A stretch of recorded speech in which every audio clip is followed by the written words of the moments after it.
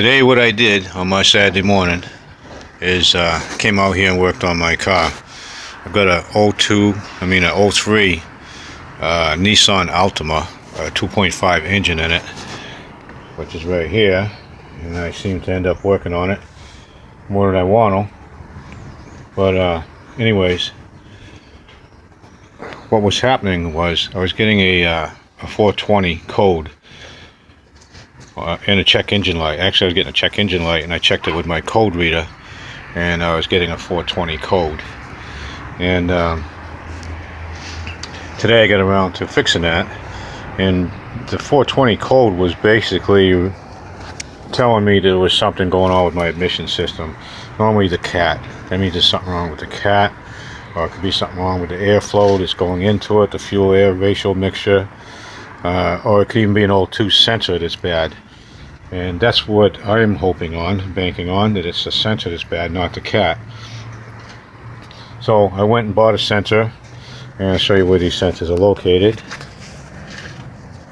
If you'll look down here, you will see one right here.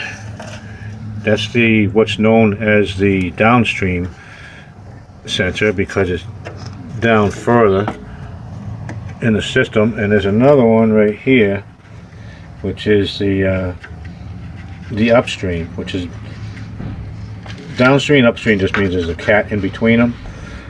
The exhaust gases come out of the engine through the manifold, down through the cat, and out the exhaust system. And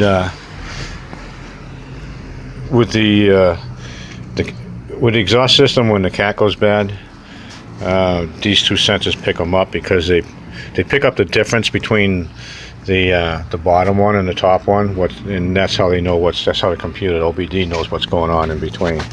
So anyways, today I came out here, I bought a new one, came in this box. Was about this one, for the one I replaced anyways, was the downstream one. It was like 57 bucks. And the upstream one cost about 67 bucks or 70 bucks, something like that. So if the bottom one doesn't work for me, then I'll have to replace the top one. If they both don't work, then that means I got some other serious problem that I'm probably going to have to consider my options on. But the old one I took out is right here, and you can see it's pretty. It is pretty ugly looking. Actually, without this cap on it, it's even uglier. But it's old, burnt out. I had a hard time getting the plug disconnected.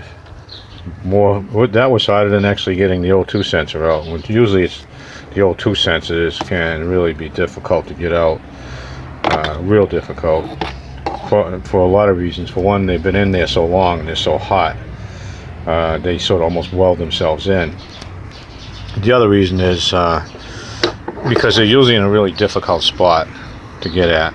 In this car here, in this Altima, I'm pretty lucky that they're both, like, if you look down, you can see they're pretty much right in front of the engine. And it was pretty easy to get at it, and it came out with a little difficulty, but I mean it did break loose. I used one of my big breaker bars in a ratchet, and this here socket here. This is a special socket that's meant for O2 sensors, because it has a slit on the side of it, the slice, and that's for the wires to go through, for you to be able to take this out with wires on it. So after I did all that, I went inside the car and I hooked up my code checker, and I canceled the code that was in it, the 420 code, and now I've got to drive it for about 80 miles, because in this car the OBD checks the emission system last. It's the last thing it checks. The cat, anyways, part of it, and it usually has everything checked out in the car by 80-85 miles.